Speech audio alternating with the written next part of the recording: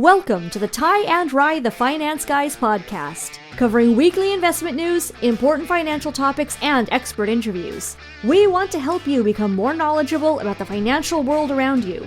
This is not an offer to sell you anything, and remember, past performance doesn't indicate future results. Now your hosts, Ty Hansen and Ryan Robertson. Hello and welcome to the new edition of the podcast, Ty. How are you doing today? I'm well, bud. How are you? I'm good. I noticed you're wearing a hoodie. Is it kind of cold up there? I am wearing my hoodie. It's maybe a little premature for it, but it was a little, we've got that little nip in the air. So yeah, I'm a little freezing, a little cold. I love fall. And you know what that brings every fall? I do too.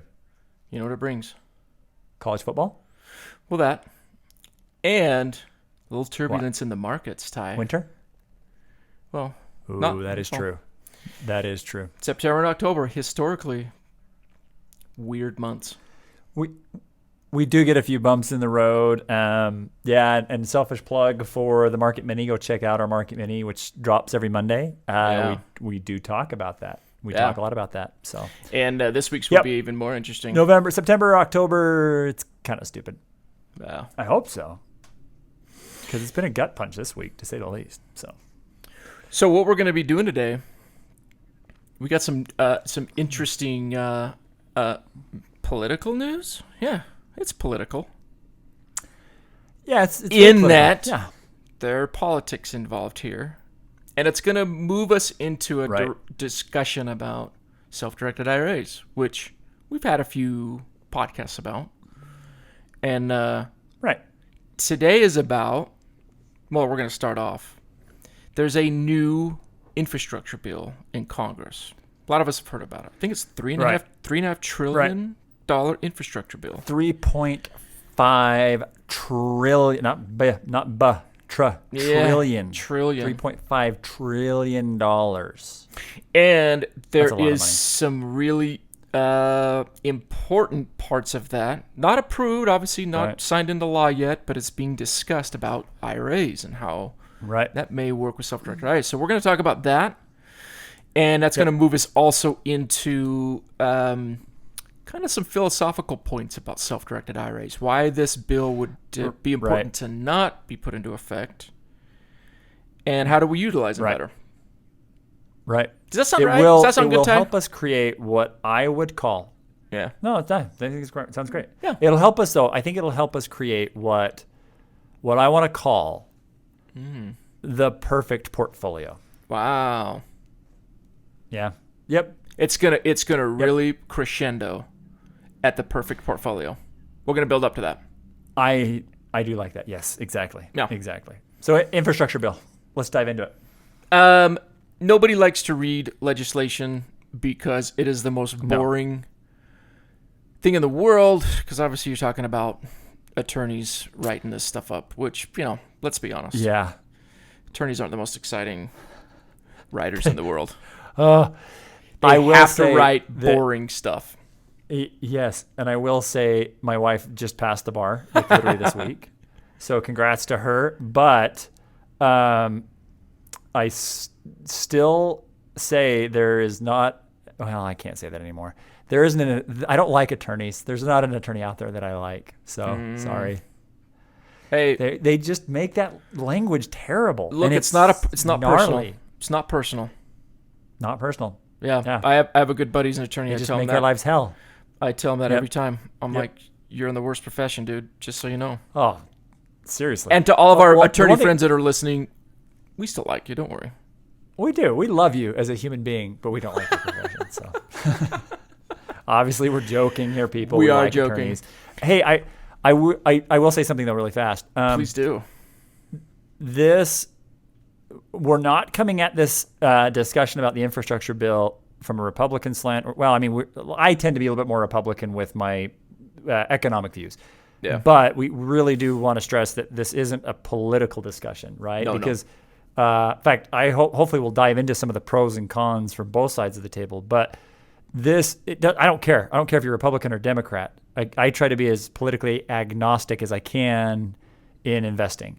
Mm-hmm. What's really going to make the most sense for investors? We want to talk about Right. what this may affect you as an investor. Right. We care about, because I don't care where it's coming from. Right. How does this affect us?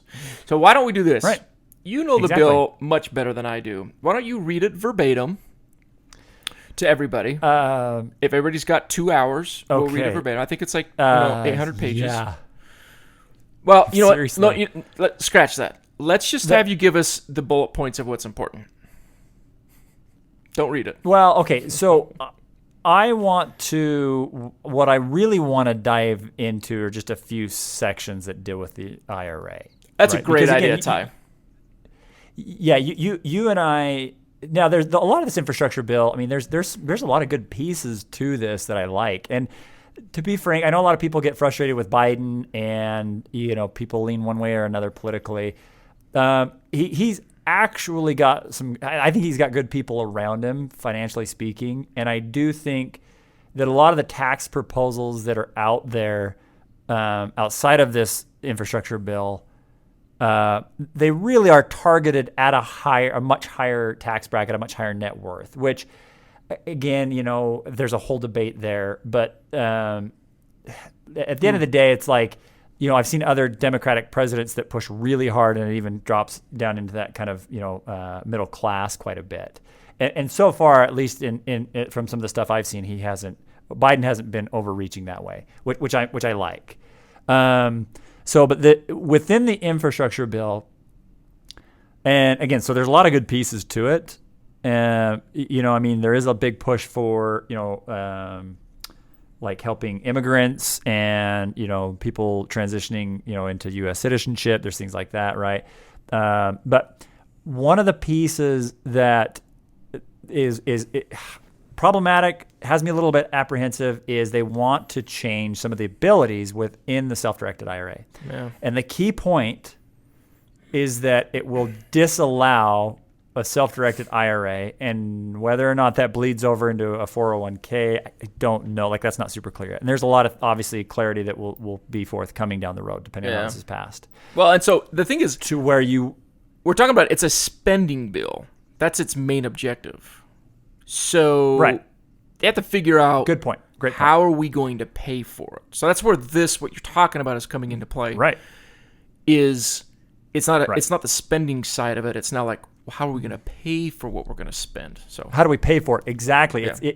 Yeah. It's like, okay, the money's got to come from somewhere. And so where does that money come from? It's like, okay, well, there's a lot of discussion inside the self-directed IRA that you won't be able to invest IRA monies in. Because think about that. If you're using IRA monies, you're either deferring or maybe even not having any taxes whatsoever based on the Roth, right? We talked about that. I talked about that when I was solo a couple of episodes ago. Yeah.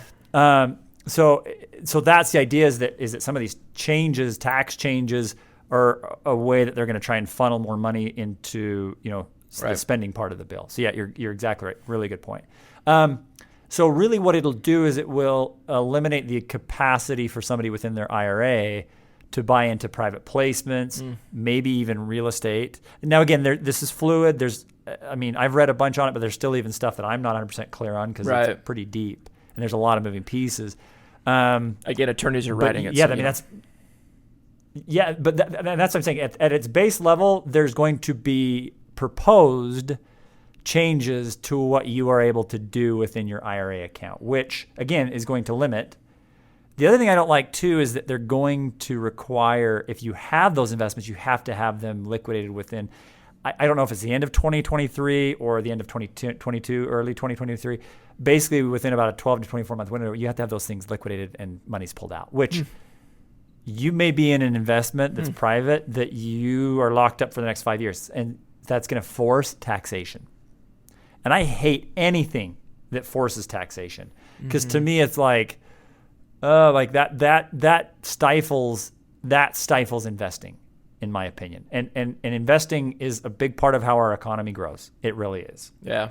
So that's the key takeaway, is that certain investments that you've been able to do in self-directed solo 401k, self-directed IRA, those are looking to be carved out. You will no longer be able to do them, and you have to liquidate what you have. There's no grandfathering, is what this is looking like. Well, and it's important to, again, like you were saying, it's a fluid situation, because obviously legislation gets proposed by Congress, right? And different constituents can, sponsor the bill, but it's got to go through a very strict process to actually become law. And so a lot of these things can change. What we're really bringing up is just the idea that it's actually been put on the table, and it has a lot of implications for people. And it would be something that's important for everybody to sort of understand as we move forward. Because I think a part of this we want to really emphasize is just why it might be really important for this not to be part of this. Not only just because that's what we do, but it's really because we just like the idea of investors having flexibility to invest the way they want. And that's what we're going to get here in just a second. This is what I'm talking about when I say the perfect portfolio, right? Now, will it completely eliminate the perfect portfolio? No, but it will impact that for sure. Yeah. For sure. It's interesting. So quick side note. So this is the second time in my financial career, my professional career, that I've seen legislation like this proposed. I mean, really, we're kind of getting into the 11th hour, right, where this is really close, right? And the infrastructure bill has been going back and forth for a few months now, but it's pretty close. Anyways, good and bad. It's to me, whether you like it or don't like, it's pretty fun to see the political process in work in action, and it is kind of cool to be involved. And what I mean by that is, I want to say it was like 2004, 2005. Maybe it was 2006. Anyways, right around 2004, 2005, there was the Senate Finance Committee put forth a proposed tax change which would have eliminated certain types of 1031 exchanges, right? And so that's where I cut my teeth coming into this business which a 1031 exchange is, you've got real estate you're invested in, you can roll that money into something else. Saves a ton in taxes. Yeah. Really powerful tool. And so they proposed it. I mean, we're talking like, $1 billion industry almost getting wiped out overnight. And so we kind of had a really cool grassroots effort. A bunch of people in the industry got together, all these things, right? We pushed really hard. And in fact, I have a picture of me with Senator Hatch, right? Orrin Hatch. He was actually on the Senate Finance. He was, I think, the head of the Senate Finance Committee at that time. But it was cool to get involved. We met with him. We also made a ton of financial donations, which kind of part of the problem with this, the way politics work, but whatever. Wow. We got involved and they were able to tweak it enough to where they still taxed it a little different. There was some changes to how it's taxed, but it didn't completely wipe out our industry. Yeah. Right. Which he saw that he's like, no, this makes sense. I like what you're doing. This is a good thing. And we don't want to destroy it, because a lot of times politicians, bills get proposed. I don't think they always understand all the total ramifications of what they're proposing. Well, as I say, I mean, so that was a lot of this legislation. The implications are vast, and unless people bring it up, it could easily be missed. Especially in something like this, it's a $3.5 trillion spending bill. Yeah. So again, that's all I'm getting at here, and this is what I love about the country we live in, and this is what I'm getting at here is, and I'm not really that politically active, to be frank. I'm kind of lazy. Yeah. But it was cool to be part of the process then. And again, today, as we're seeing this happen, yesterday I wrote to Mitt Romney and a couple of other people. Yep, me too. And I think so I don't know the exact process, but I'm fairly certain that if people email their official things, like those have to be reviewed by their staff. And I think it's something along the lines of every single phone call and or email they get, they treat that as the opinion of something like 5,000 to 10,000 people. Because they figure, okay, that represents, about 5,000 people that if they took the time would voice this opinion, right? Right. And so anyways, so it's fun to be a part of the process. Not to say, hey, the infrastructure bill is bad, get rid of the whole thing. It's, look, there's a provision in here that I would love you to look at. Can we tweak it? Can we maybe not adjust it so aggressively so that it doesn't? And again, you can make changes. You can have an impact. You really can. Right? Wow, look at you. So, look at you. Cool process. Just democracy in process. Look at Ty. Yeah. We should play the national anthem God right bless now. America. We should. So. But let's move. So. God. Okay, let's keep going. Well, so when we talk about this, the reason we're going to, the direction we're going to go is going to be, so this is why we would think, let's not do this. If we were in charge, let's take this out. and find some other way to do this. Right. Because self-directed IRAs are an extremely important part of somebody's ability to, as you say, create the perfect portfolio. We're really talking about the ability to diversify. You can't really diversify if you can't do these kind of things. And really, you talk about the idea of non-correlated assets, things that don't and are not tied to one another completely. The only real way to do it, to protect the average person, is to have them given the ability to do this. So that's what we're going to talk about with this. This is why it's worth it. Right. Right. This is exactly it. And again, obviously, finishing my last thought, like that's why you and I, we're biased in our opinion, right? Because it's part of our profession. It will affect how we do business, and people don't like change. That's the human condition. But no, it's we are getting involved and we're talking because the ramifications are huge. Why is it worth it? Why is it important that the self-directed IRA can do this? Yeah. Right. And exactly what you were just talking about. So I had a conversation with Professor Dubell, one of the coolest professors I ever had. So I did a bachelor's and a master's of finance at the University of Utah. Dubell was a professor, financial engineering. It was one of the most intense educational experiences I ever had. Like it kicked, like the first test, one of the first tests I took in that class, I got like a 10. Way to go. And not like a 10 out of 15 or 10 out of 20. It was like 10 out of 100. Way to go. Like, and I studied my butt off and I bombed it. And he literally like held my test up in class and made fun of me. Good. It was awesome. You should. It was more public humiliation. It was awesome. And all of the, anyways, all the other kids, anyway, it was funny. My point is I learned a ton and I had a lot of good discussions with this guy, a really, really crazy smart individual. He worked for Citi and he was one of the big traders in mortgage-backed securities, and he did a lot of like Forex trading and anyways, just financial arbitrage, crazy deep stuff, really cool calculations, really geeky fun things. Yeah. But I asked him this question like 2 or 3 times in the semester. I asked this for a lot of my professors because I was already in my career kind of. I was in the finance world. I was kind of on this quest to create I want to create this perfect portfolio. And so I asked him, I said, how can I create the perfect diversified portfolio? The technical geeky term is non-correlated. Something correlated means they're going to do the same thing. If something goes down, it's going to go down too. Non-correlated means if it goes down, it goes up. Something else goes up, right? The analogy I use a lot with clients is if you had 2 businesses and you sold umbrellas and sunscreen, right? Those aren't really correlated because if it's a sunny day, you're going to sell a ton of sunscreen. Mm-hmm. If it's a rainy day, you're going to sell a ton of umbrellas, right? That's the idea of non-correlation. So I kept asking Dubell, how do I build this perfect portfolio? How do I get non-correlated? How do I really accomplish that, right? And he would always laugh at me. He's kind of like, you're such a dork. He's like, you can't do that. You just can't do that.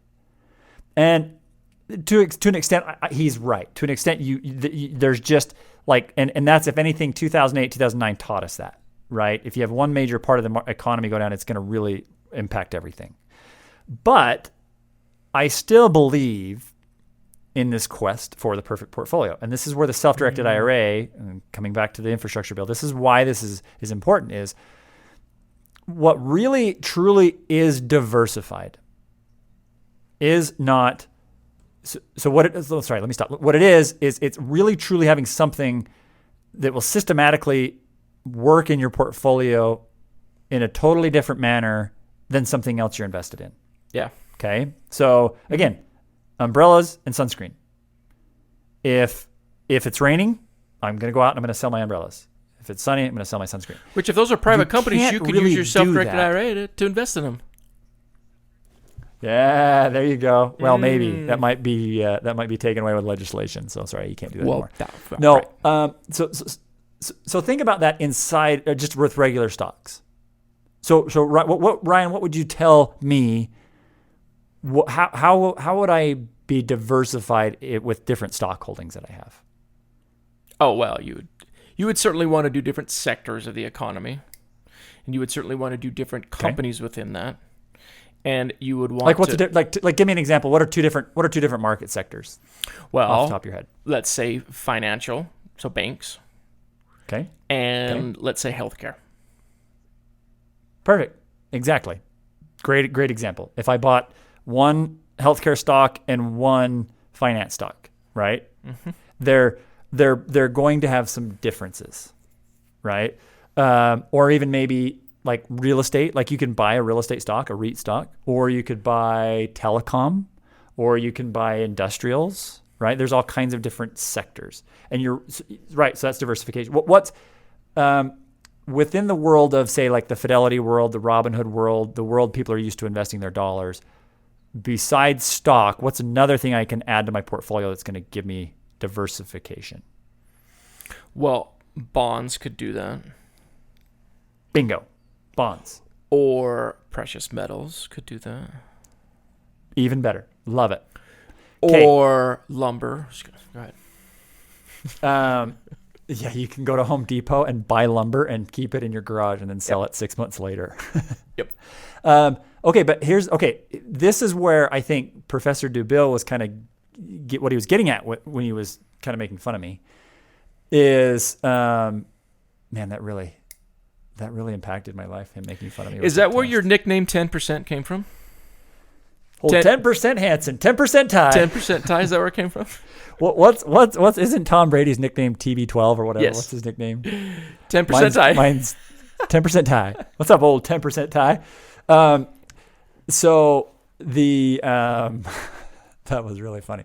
So no. So that's what he's talking about is there still is this element. So even a bond and a stock, the way that they're structured inside the tradable markets, because systematically they're part of the same type of system. Now, I'm oversimplifying a very complex system here, but yes, you do have diversification if you have so much stock, so much bond, if you've got different types of market sectors, large cap, small cap, right? All these different pieces of the market. Yeah. But they're still correlated. There's still a lot of correlation there. In fact, there's also I've got some really cool research reports that I've got from early 90s into early 2000s about a publicly traded REIT stock. So again, REIT is a real estate portfolio, right? There's so much, it's real estate. Yeah. In a fund, and you can buy the stock of that REIT. Mm-hmm. So they did a study, and that REIT is more correlated to like Walmart stock or Amazon stock than it is related to actually owning real estate. Yeah. Do you know how tides work, Ty? How tides? Yeah, like the tides of the ocean. In the ocean? Yeah. The rising tides raises all boats. Raise all boats? Yep. And the lower tide lowers all boats. That is true. You ready? Use that analogy. I don't know where you want me to go with that. If people are skittish in the market, you're generally going to see that REIT lower in value just because it is traded on a public market. Yes. Mostly. Not completely, but yeah. I love it. Yes. Okay. Great analogy. So yes, in fact, right, to Bill's point and to your point, there was the tides pulled way out in 2008 and 2009. Yeah. Way out. Everything got decimated. Mm-hmm. And then a big tsunami came in. So it's a long drawn discussion. Okay. So how do we build the perfect portfolio? And to be frank, the perfect portfolio doesn't really exist. And the perfect portfolio really is, really depends on each person, because each person is going to be a little different. And so when we say the word perfect, we don't mean perfect. We're just using the word perfect because it sounds good. Because it sounds good. And it's perfect portfolio that's not perfect. Here we go. The better portfolio. So, but again, as we start to look at self-directed, this is where we can start adding different systems within our overall investment picture. Yeah. That, in my opinion, offers us more pure diversification. Right. Right? So, you can go out and buy a property with your IRA. Mm-hmm. Right? And you owning a property. Now, again, there were high vacancies in 2008, 2009. But that is still going. So again, there was such a macro economic shift. It was really, just so many things got beat up. But actually, you know what? Again, within a portfolio, you can also add fixed annuities, which we're going to talk about in an upcoming podcast, which have no loss and they guarantee. There are still guaranteed products that you can build that into your portfolio, so your portfolio has a piece that's part of that perfect portfolio. Yeah. But having this self-directed option, to where you even joked about it before, you can invest some of your dollars into somebody's business. The umbrella sunscreen right? companies. Yeah. That can give you a lot different movement in your portfolio than you would accomplish just by buying nothing but stocks and bonds. Mm-hmm. We work with some gentlemen out of Vegas who run some different funds, Dandrew Partners, and there's a private art fund that your self-directed accounts can buy into, right? And so, again, there's ways that you can add pieces. Now, some of these you can still add outside of the IRA. You don't have to have an IRA to do it. But what we're getting at is, within the self-directed IRA, there's a tool to allow your retirement dollars to be invested in systematically different tools. Yeah. That's what we're really getting at here. Yeah. Like the guy who started his own hedge fund with thoroughbreds, with the goal of winning the Kentucky Derby. Yeah. He started his own hedge fund. You could put your money into through a self-directed account. Could do it. And they would use that money to go, because he had some sort of statistical thing to figure out, out of 10 thoroughbreds. Oh, that's cool. 2 of them were going to make money. So. Very interesting. Yeah. And wasn't there a movie that just came out about that? I swear there was a movie that just came out or is coming out. Seabiscuit? Not Seabiscuit.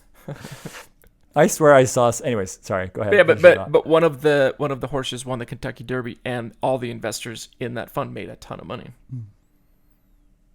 Yeah. So, and I just remember them talking about it. It's pretty cool. So you can do that in a self-directed IRA, and that's very uncorrelated to stocks. Oh yeah, thoroughbreds. Yeah, exactly. Even too, cryptos.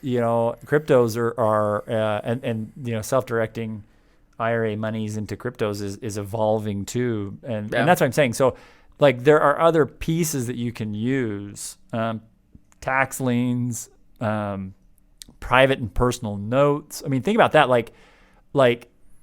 Even when 2009 hit. I had a lot of friends and family that weathered that storm just fine. They didn't lose their job. They made lots of money still. And think about that. You have the capacity inside your self-directed account, your self-directed IRA, solo 401k. You can do private notes. Yeah. Right. And if you know the individual you're making the private note to, you could have easily had a private note that was still paying you, 5, 10, 15% a year. Mm-hmm. While the rest of your portfolio is being taken to the woodshed. So yeah, that's where we're getting at with this legislation and why it has such it has a potential for an impact to remove some of these true diversification tools from your tool belt. So yeah, and it's it's important for everybody to sort of understand this, because I don't know if we're telling people to write their congressman, but do it. Go look up the information on the bill, and if you've got a self-directed IRA, you definitely don't want that to go away. And people can actually kind of get involved that way. Man, we're becoming very political now. Your vote matters, Ty. I know. Look at us, man. We're grassroots What's that? You're very political. You're an activist now. I am. Look at me. I am an activist. I love it. Yeah. No, again, I do what I can. Again, the whole point here, though, is the self-directed IRA and a lot of these things we talk about, it's just such a pivotal piece of the big picture, right? And that is, again, it is part of our business, so we're a little biased, so take this all with a grain of salt. But it was important for us to get involved. We've been involved, and we're going to continue to be involved with the voicing our opinions on this. And this is a way that you, the listener, you can really add some tools to the mix that you have that can help you weather some storms. Yeah. Right. That will give you some strategies that will move differently from your stocks and bonds that are maybe in your regular employer 401k. Yeah. So, yeah. And in powerful fact, stuff, people. We're going to have an important podcast maybe in the next couple of weeks. Someone talking about their self-directed IRA and what they've done that we've worked with. Absolutely. Yeah. We're going to have one of our good friends on. Are you talking about Lauren, having Lauren Barwell on? Yeah. LB. Does he go by LB? Yeah. Yeah. We're going to have one of our good LB? Only from you and me. Yeah. Yep, we're going to have one of our good buddies on with us. He's going to talk about some of the successes that he's had and some of the stuff he's had to work through on his. But yeah, that's good example of it. Because he's been able to use this tool. Yep, yeah, exactly. So anyway, I don't know if we can beat that dead horse anymore. Good times. Not the thoroughbreds. The proverbial dead horse. It's pretty dead. Has anybody invested in the dead horse that we just beat? No. Not. Nope. So. And they shouldn't. Okay, good. Yeah. They really should not. So no. Maybe we'll have to give some updates on this bill and see what comes from it, because obviously it's going to affect people if it goes into play in some form, but hopefully there'll be some changes to it. So I agree. I think we're done, Ty. I think we have beaten the dead horse, so we don't want to bore people anymore. Okay. Self-directed IRAs. Everybody. Well, we had fun. We'll come back to this at some point too, and we'll talk about it again, I'm sure, because it's an important topic. Yep. Well, and next week too, we're going to talk a little bit more about a piece of that perfect portfolio with, like we talked about with the annuity, that guaranteed income piece, right? Because again, when we look at the big picture, what gives you the best tool, right? It's truly systematic pieces that all work independent of each other, and they really aren't as impacted by each other. And the annuity is a really powerful tool. Yeah. And we're gonna talk about that and have somebody on with us next week for that. Yeah. So. Awesome. Well, good job, Ty. Okay, my friend. Way to go. Stay warm. You too. Always a good job. Stay warm. I am. I got my hoodie on. I love hoodie weather. Hoodie weather is the best weather. Really is. So I got a couple more months till it happens, but.